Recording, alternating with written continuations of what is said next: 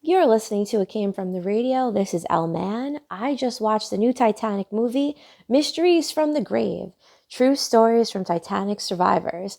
I recommend watching this if you like to learn how to survive a shipwreck or maybe how to prevent a sinking ship, or if you just like to learn about the Titanic. So these are my opinions, which are usually very strange. Side note, I was told by a psychic that I was a rich lady who died on the Titanic. And perhaps that's why I hated the Leo DiCaprio, Kate Winslet, movie. And I walked out as a little kid hating that movie. And I cried watching Mysteries from the Grave. I actually had a visceral reaction picturing the boat sinking. And okay, so conspiracy theorists, here's my first topic. Conspiracy theorists say that maybe this was planned. There were rich people on that boat. Rich people are often targets to be killed. The owners of Macy's were on that boat. All right, so number one, why is it maybe planned?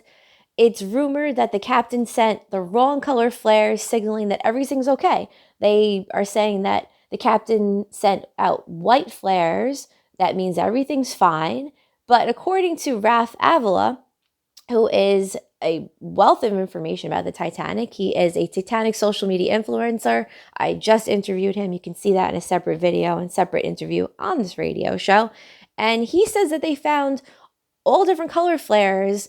So he thinks that perhaps any color flare was sent out and that it wasn't actually a mandate, wrong word, that the white flare signaled no problem. Like back then, they were sending out any color flares. So it wasn't very clear back then which color flare meant which thing. So the whole idea that the Captain Smith sent out a white flare saying no problem is not true. Okay. But there's many different forms of reality. So Raf Avila says no. Number two, the captain ignored warnings from the other boat, the Californian. According to Mysteries from the Grave, yes, the captain ignored warnings from the Californian and he should have taken these warnings. According to Raf Avila, many boats sent warnings to the Titanic, warning that there was ice. The captain said, okay, you keep getting the same warning. So after he got more warnings from the Californian warning of ice, he ignored them because he already got the message. But after he got the message, why didn't he avoid the ice? I don't know. Also, there was an evacuation drill that was skipped in lieu of letting people go to church. Um, okay. And then there was only 27 people or 12 people accommodating the first lifeboat, 27 people filling another lifeboat, and they could have accommodated 50 to 60 people. So the staff on the boat were not forcing people to be on these lifeboats. So maybe more lives could have been saved if people were more willing to go on the boats. So why wasn't someone on the Titanic pushing people to get on these lifeboats? Well, one of the theories is that a lot of people for the first hour or two or even three didn't think that this was really an emergency. This is kind of fascinating to me. Supposedly, one passenger had premonitions. Esther Hart would lie awake at night, prepared to leave at any time. She would go to sleep fully dressed. So maybe she was just a little paranoid. Maybe she had premonitions. I have trust issues. Whatever people say they're going to do, often they do the opposite or they don't follow through. It's very common.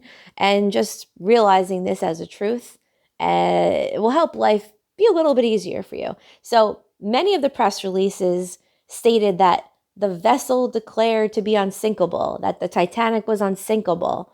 That's silly. Fake news existed in 1912, 1913, 1914. Very interesting facts. I thought this was very interesting. My mom asked, how do they get so much coal? How do they get all this stuff on the ship? I don't know. I guess someone carried it. That's another question for Raf. There were 40,000 eggs on the Titanic, 75,000 pounds of meat, 36,000 apples, 336 gallons of drinking water. I mean, me packing for a trip to Woodstock at the end of the month is crazy. So I jokingly was saying that women and children were told to go on the lifeboats first. So why women and children? So my mom said it was due to populating. So, because the women could repopulate and carry on. But I don't know if that's really true.